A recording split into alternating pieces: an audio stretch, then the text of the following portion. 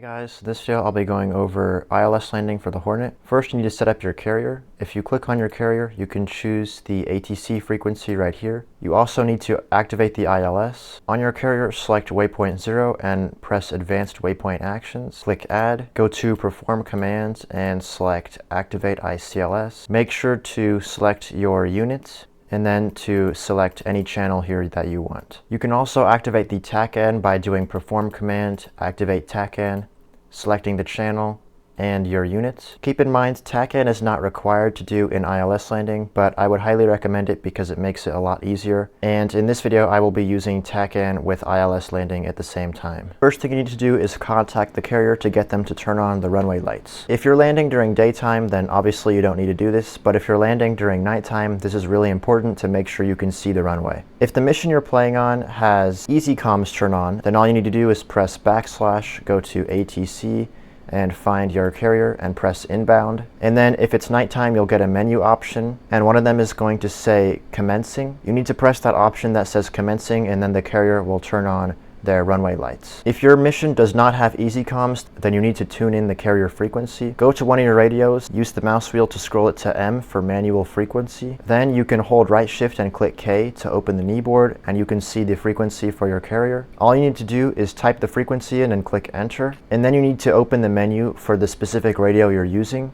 If you used the COM1 radio, then you hold right Alt and click /. If you did the COM2 radio, you do right control and /. And then you do the same thing I showed you earlier, just click ATC, find your carrier and click inbound. And then after they respond, you should get a menu option here that says commencing, and you press that one and they will turn on their lights. Okay, now that you got the runway lights on, let's set the plane up for landing. First, you want to turn off the anti-skid and you want to set the hook bypass to carrier. Let's bring up the navigation display, so press the center button here to get to the support menu and then press HSI. Then we need to turn on the ILS, so press ILS and hold the on button and then dial in your channel. You can see your channel by going back to the kneeboard. For me, I had ILS channel 2, so I press 2 and click enter. Next, you need to set up the TACAN. Once again, TACAN is not required, it just makes it a lot easier. Press the TACAN button and hold the on switch. Once it says on, you need to dial in your channel. And once the TACAN is on, you should find it on your HSI with this triangle symbol right here. Next thing you need to do is select the TACAN as your navigation source by clicking it here. And when you do that, you should see this rectangle on your HUD that shows where the carrier is.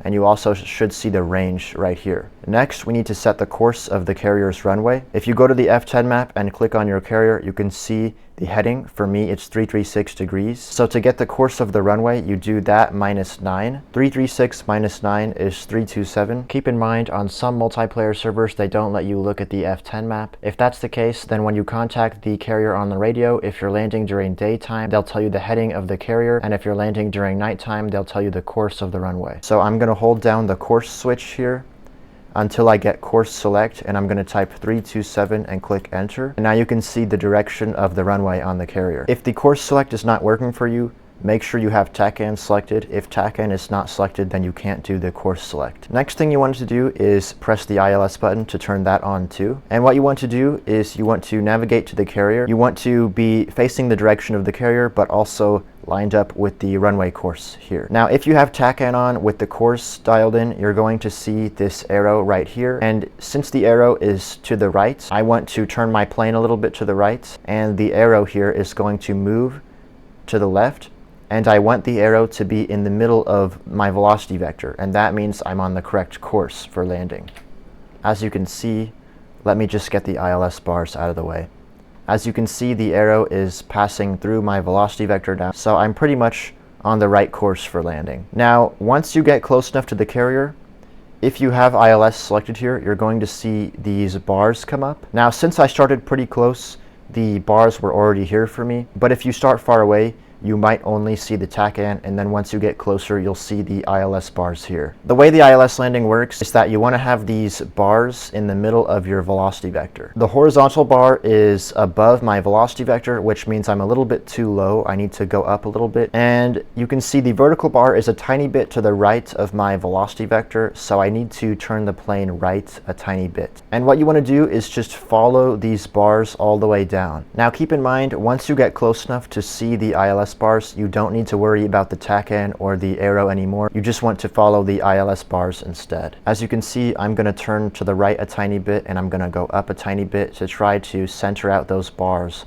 in my velocity vector. Now once you get closer to the carrier, you want to lower your hook, your gear, and your flaps. You can lower your hook down like this, and you want to be going 250 knots or slower before you lower the gear and flaps. So once I hit 250 knots, I'm going to lower the gear down, and I'm going to put the flaps down to full. And you want to just keep landing like normal. Make sure you have the ILS bars in the center of your velocity vector. Another thing to pay attention to when you're landing is your angle of attack. Your angle of attack is shown by this E bracket. You want to have your velocity vector in the middle of the E bracket to make sure you're at the right angle for landing. You can also look at your angle of attack with this thing here called the AOA indexer. If you see the circle in the middle, it means you're at the right angle for landing. If you see the red arrow on the bottom, it means you need to increase your angle. And if you see the green arrow, it means you need to decrease your angle. However, I wouldn't really worry about the AOA indexer. I would just pay attention to the E bracket instead, because it's basically the same thing and it's more accurate. As you can see, now I have the right angle of attack.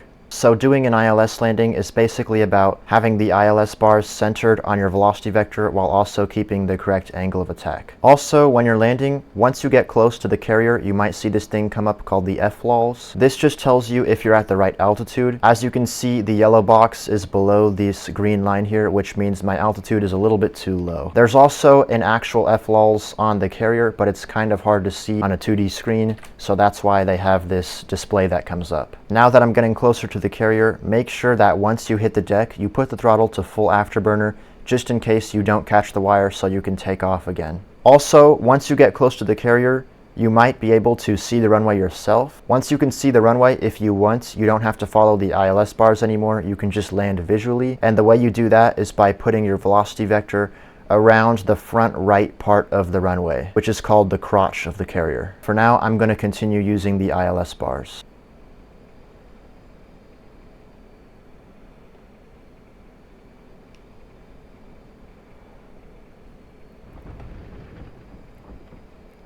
And that is how you do an ILS landing in the Hornet. Thanks for checking out this video, and I'll see you later.